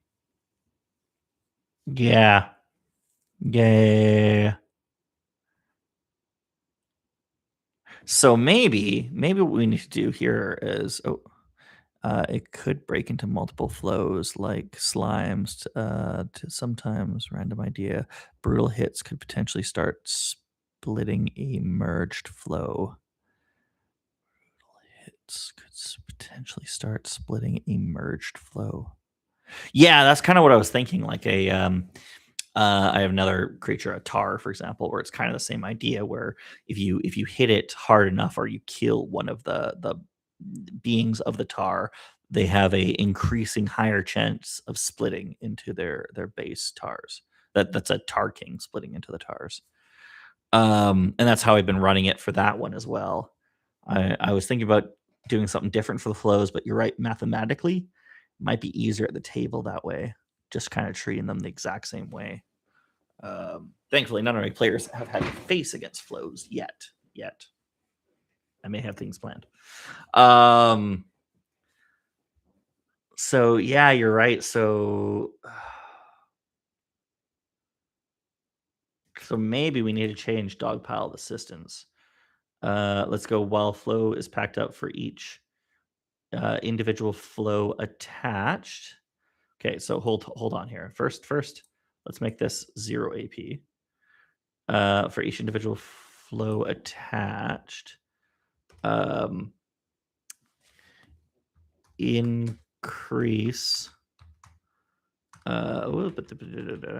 increase base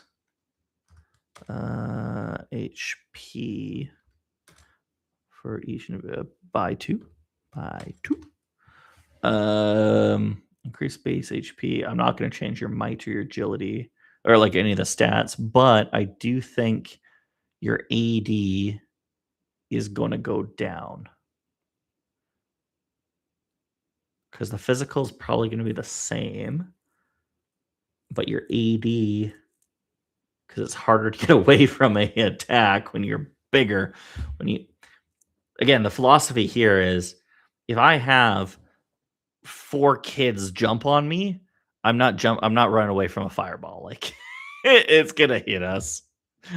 Especially with the vulnerability to fire. I do feel like a base hit could be. So while flow is packed up, each individual flow packed up become 1 attack enhancement. There should be a reaction then for damage, but let's continue on attack enhancements. While flow is packed up, each individual flow attached increases base AP by 2. Damage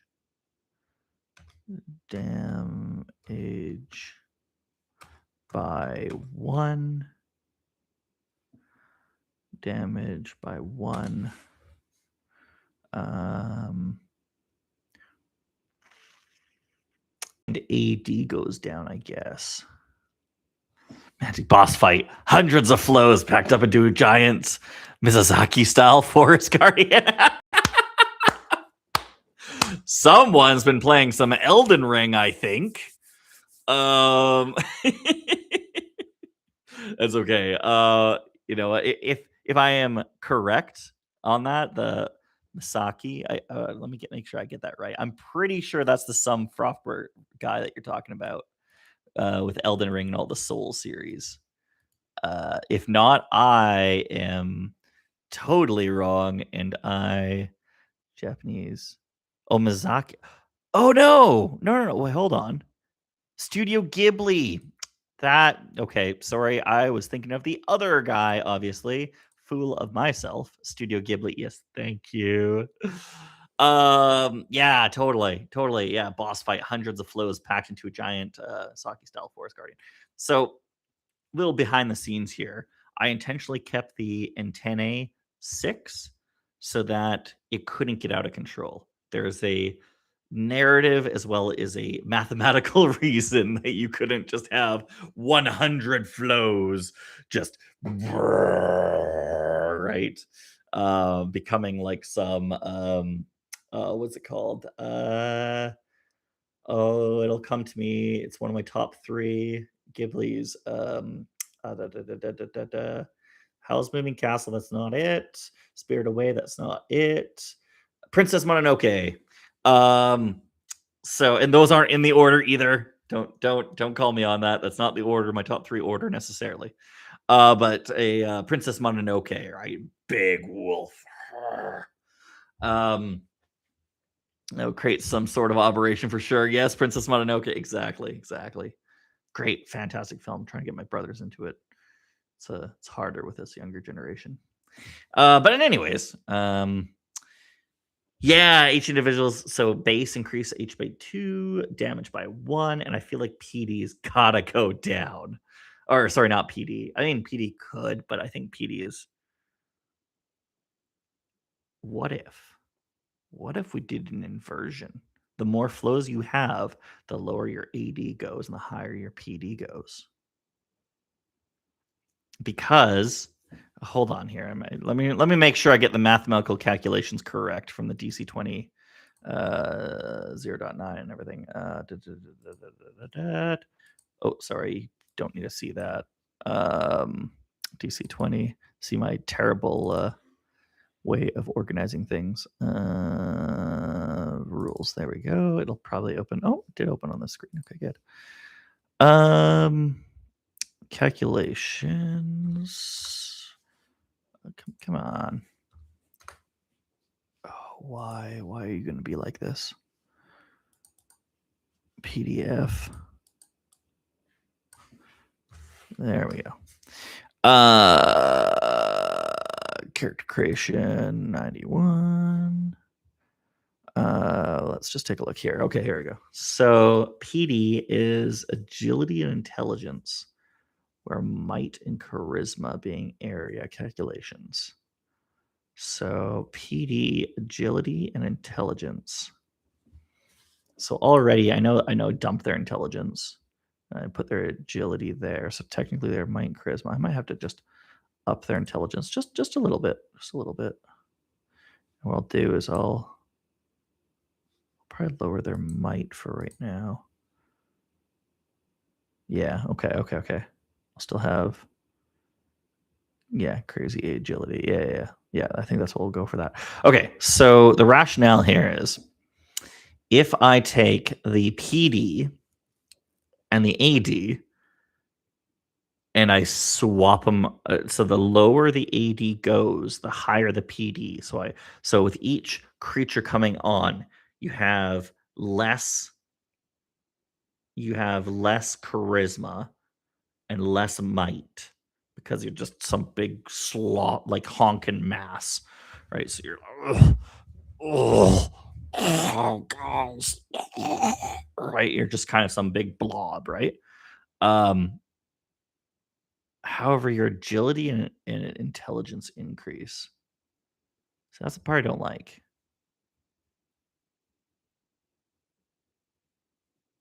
Okay.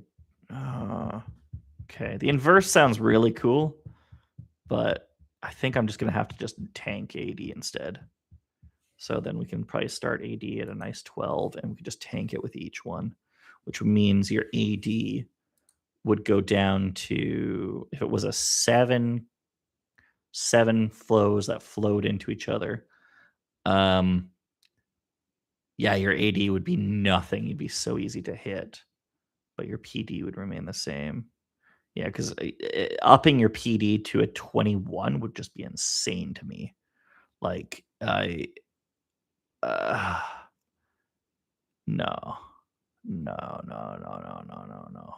That seems a little crazy. I mean, I could, right? Totally could, but it just doesn't seem. You create some aberration for sure. Yes, Princess Mononoke. Ooh, that's fun.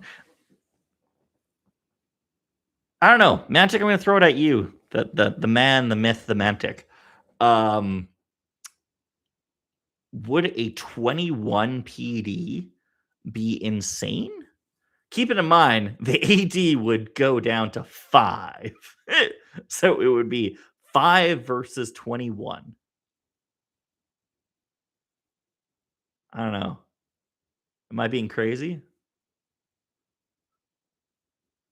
Yeah, it's probably overkill. 21 is a bit high for level. Yeah, no kidding, right? Like, but I could take this base level 1 and be like, every level you guys go up, right? It's a starts. There's a one-headed flow, a couple of one-headed flows you get into, and you kind of see their nature. And then down the road, oh, okay, there's a three-headed flow where there's only one flow, but it looks really big. Wait, how's that? Oh, the heads aren't there popping up, right? And I could see running still this level 1 creature in like a singular flow, Princess Mononoke style, right? A singular flow that's just max covered in all the other flows that have merged into it. Just this big honking creature coming, still a level 1 technically, being a challenge. I love DC20. I love the shenanigans. It's great. Yeah. So we'll probably do that. Oh, that feels great. But it could be fun. I know, right? That's what I'm feeling like. The flow is packed up. If HP doesn't change much, PD 21 could be fine because AD does bounce it. So as it stands now, HP goes up by 2. So 6 more flows, 6 HP, that would be 15. 15 HP. But again, we're taking this level 1 creature to its end. The party would probably be a party of 4 level 7s, I feel like would be against that. Yeah, exactly, right? So even though it's a level 1 creature, but a max flow, the giga flow, right? Would be against, yeah, the higher levels. And again, its HP would still be up. It would still be 6 times 6 plus times 2. So what is that 12 plus 9, so 20. So ironically, its PD and HP would both be 21. Oh, that would be hilarious. Because it would be 6. No, it would be 20. Its PD would be 20. Sorry. So HP would be 21, PD would be 20, and AD would be 6. So it would be 6. Yeah. 6 AD, 20 PD, and what did I say? 21 HP, I think. That's what it would be. Yeah. Yeah. The balancing feels. Yeah. Okay. Let's do that. Let's go. And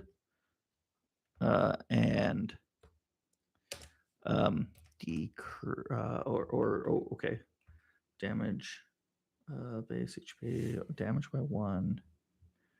How do I have this written? Well, flows packed up, each individual flow attached to that has base H attached. There we go. Let's go like that, just for ease of reading. Well, flow is packed up, each individual, or not each individual, the main flow. The pack leader. It was right there. Why didn't we just go with it? The pack leader flow. There. The pack leader packed up. The pack leader flow. Well, if flow is packed up, the pack leader flow gains for each flow attached. There we go. For each flow attached, increase. There we go. Increase base HP by 2, damage by 1. Base. So wait, hold on. Base HP by 2, damage by 1. PD by 1. PD plus plus. There we go. PD plus 1. Plus 1. Let's just add some pluses. Plus 2. There you go. And because I want people to be able to understand, you also do this. And AD minus 1. There we go. Yeah. Oh, that's such a cool dog pile assistance. Yeah. Pile assistance. Yeah. Oh, I love it. And then so then we got pack up, we got unpacked, disperse. Yeah. I might have changed the flow. Delete 2 creatures. Okay, so hold on. We just got to change the wording here. Flows can connect to that. They're still technically 2 creatures and may share damage from attacks. Okay. Well, and may share over damage from attacks or split.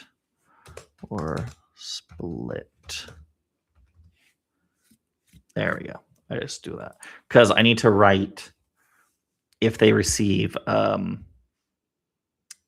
heavy brutal damage, or I don't know. I'm just gonna say if they receive 6 or more damage from a single attack, there's a chance to split. I feel like that feels right.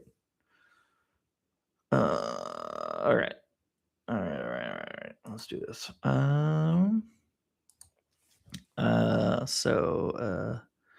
Or we'll put that in reactions. God, that's great. Ah, I love it. Thank you so much, Mantic. That was such a great tip.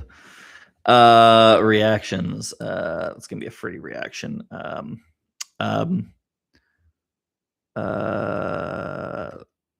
Force able forcible splitting. No. Forcible. What did I say? Unpacks. Forcible separation. Separation. Oh, did I spell those both wrong? Yeah, all right. What did I spell wrong? Separation. Force. Is forcible not a word? Huh. Let me double check here. Forcible. Thought it was. Oh, I spelt it wrong. Okay, give me a second here. I did. It's just not picking it up. Okay, here we go. Control V. Forcible. Forcible separation. Helps if I go over here and I go to there, and there we go. Eviction. Yeah, you know what? For the memes, yeah, you get it. You get it, Mantic. Eviction. No more free rides for these flows. You've been evicted forcibly. Yeah, forcible eviction. When the alpha flow takes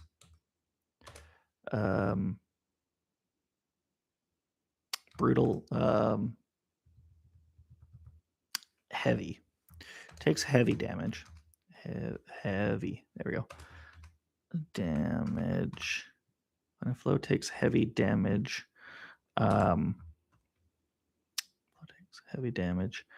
Roll a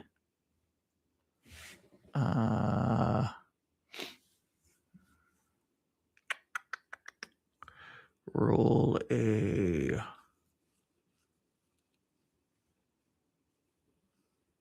animal check.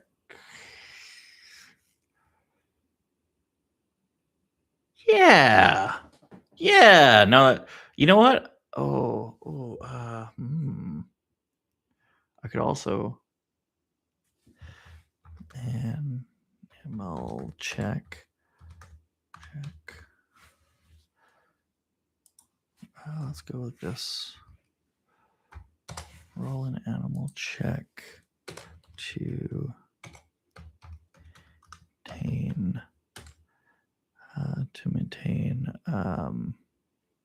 maintain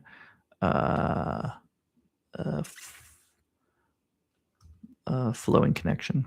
To maintain the pack. The pack. We've been using that reference to maintain the pack.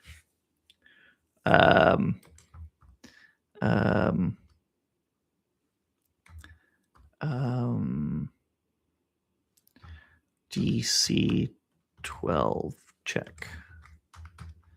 There we go. Failure. A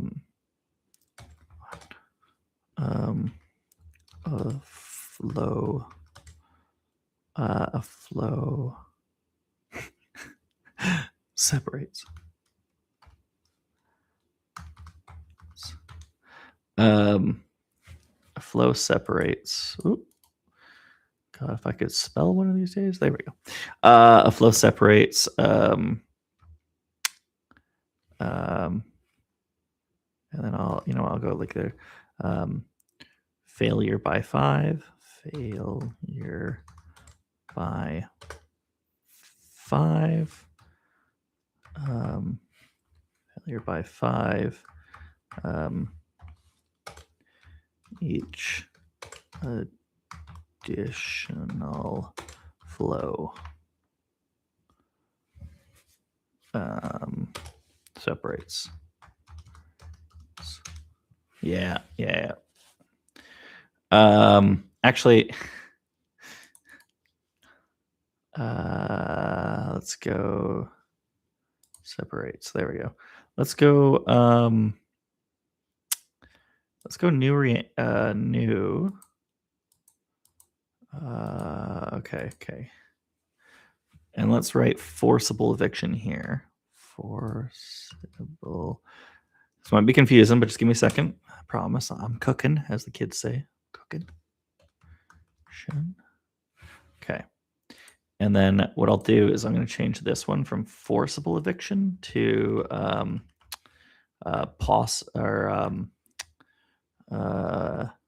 heavy separation.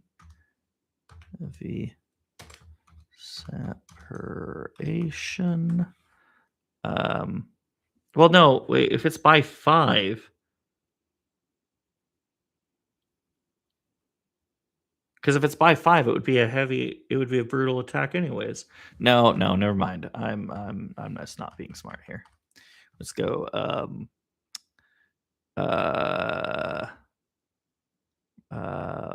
Forcible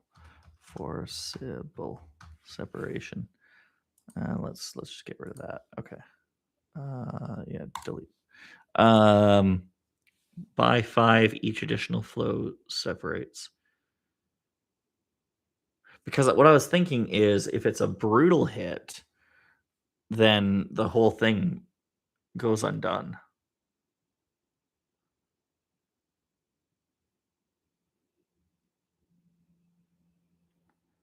But I don't think it has to be that damaging. I don't think you have to just do brrr, and then each flow goes, because you're already going to take an insane amount of damage.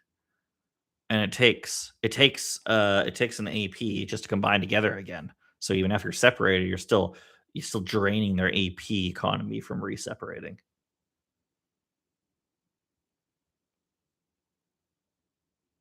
Yeah.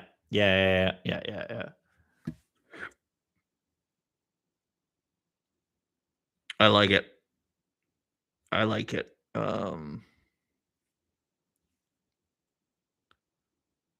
Yeah. The only other thing I might add, and I know this stream's getting a bit long, so I should be just calling it done soon. Can't remember when I started. I think it was a little after 11. For Apex actions, I might create. I won't do it now on stream just because I know it's getting a bit long here. But for Apex action, I might do, like, if you have, the 6 flows attached, it's like, I don't know. I want to say Giga Flow. I don't know. Ultimate Alpha Flow Strike or something like that. I don't know. Where it's just going to be like, one time a combat when 6 of them are attached, it starts, and then bites. And if you have grappled, then the other flows come in, right? But it would still take the alpha one to disperse. Yeah, you know what? For now, I like this. I think we're gonna save this. This seems like a good plan. Let's go back to there. We go. So before I call it, I'm just gonna go through it quick. So one last. So you start at 9 HP, PD 14, ED 12. Keep in mind that's getting sunk later on, and PD's getting a little stronger. Piercing, 1 vulnerabilities, fire 1, which I might actually increase to fire 2. Take an additional. No, I'll just do fire 1 for right now. Condition, skill, some trickery, some animal. I think I actually might increase that animal just a little bit. Just a +2 to animal, because they are good at working with each other and other animals to get things going. Trickery, dark vision 2. Yeah. Running straight line. Yep. Flowing together, they can connect seemingly to form into one creature. Pack up, so they flow somehow on the surface, become one. Combine together, unpack, separate individually. Tax 4 per turn. We got a bite attack of +2, save DC 12, a speed of 8, which is why where was it? There was a feature. Other speeds. running straight line, 1 AP, or running straight line. And then I'll put like this. There we go. Okay. Just because I want to be able to. There we go. Yeah. Just because I want to get that straight. It has to, because I don't want to be able to be like beep beep. So we can a flow when running should not just go. It should be kind of. And if it's running and has additional speed, maybe a straight line but a little curve should be okay. So I don't know, maybe a cone. Cone's such a weird way of putting it, but whatever. And then there we go. Oh, here we go. That's a cool cinematic. A 6-pack flow running through the forest, breaking into 6 separate flows, then recombining right before it jumps over a chasm or something. That's exactly what I had, Mantic, in chapter 3. Which I get. You're busy. I don't expect you to be able to watch it as soon as it releases or anything like that. So like totally get it. But in the end of chapter 3, you had kind of the like scouting corps of the goblins going to look for one of their party members that collapsed or off in the distance that they didn't carry. And so what ended up happening is one of them like did a whistle, and a 5-headed flow, I can't remember how many heads, came barreling and then separated off like one by one as other goblins went that were in kind of a bit of a line out in the distance, kind of grabbed on and kept running through them. So they actually like separated into like a core of like 5 just kind of going through, right? And so that's kind of the idea too. Yeah, they would totally, like, there's still an alpha pack leader. That's kind of always the main one carrying the load, as it were. That goes, and then it's also like, and then oh yeah, they need to all to go together. The pack is the strongest, and then do its leap or jump, and then back off again. Yeah, a lot of fun cinematics with flows. I absolutely love them, and I feel like the name is the best for it. Like even called like the plains outside of Verkuven, the flowing plains, because of how many flow shenanigans happen out there, right? Um, yeah, no, like, and even for combat, right? Like I had kind of wanted that feel of like when flow's coming, it looks really big, and then chomp, and then all of a sudden separates, and other ones are coming in, and kind of doing that. Or they could play it where it's just one, and it's just really beefy and strong. This is the Giga Alpha, right? Kind of coming in. But yeah. Yeah, getting back to here, we have flown together, pack up, unpack, bite, clamping chops, which is what I wanted, empowered chops. Uh, yeah, I wanted just it to give an additional, just one time little buff on that first bite, assuming that bite is going to just be a bite and a clamp, because most of the creatures, again, the alpha is going to mainly want to clamp all the time, right? But if it's like, what does it do with that last AP? A little empowered, just kind of gets its jaws ready, its maw, right, clamp. Or a claw slash afterwards, tries to here. Dog pile assistance, yeah, packed up, yeah, pack up. Flow is pack up, yeah. Forcible separation takes heavy damage. Roll to maintain. Flow separates, and so it kind of gets weaker. The alpha gets kind of weaker as it goes.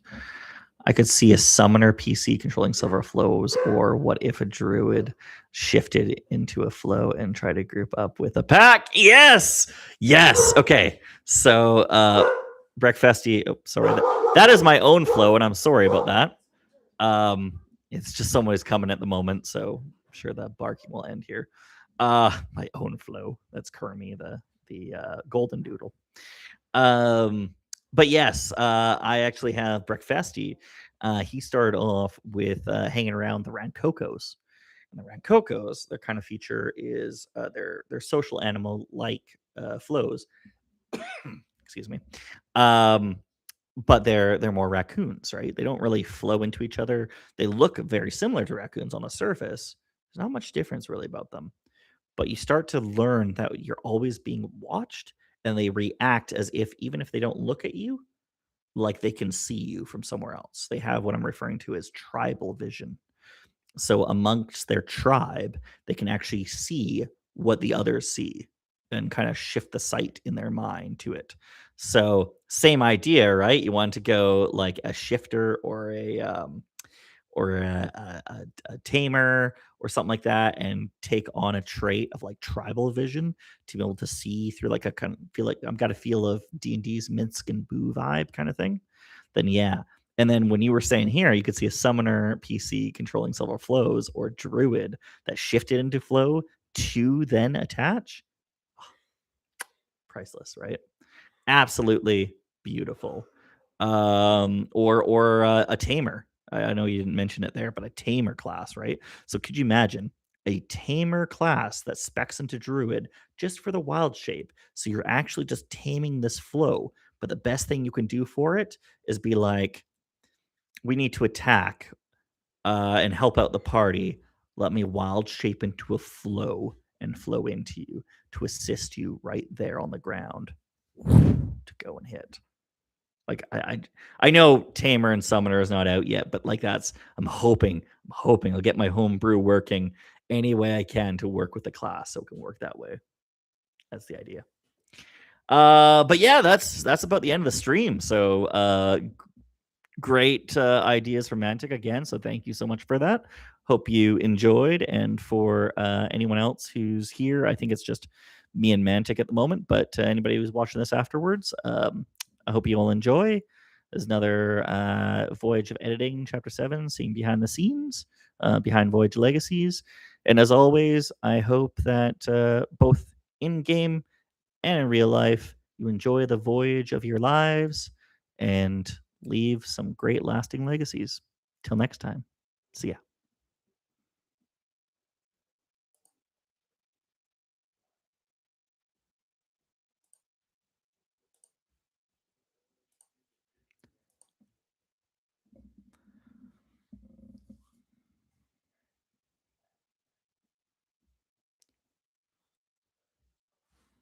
Isn't there a way to stop the stream?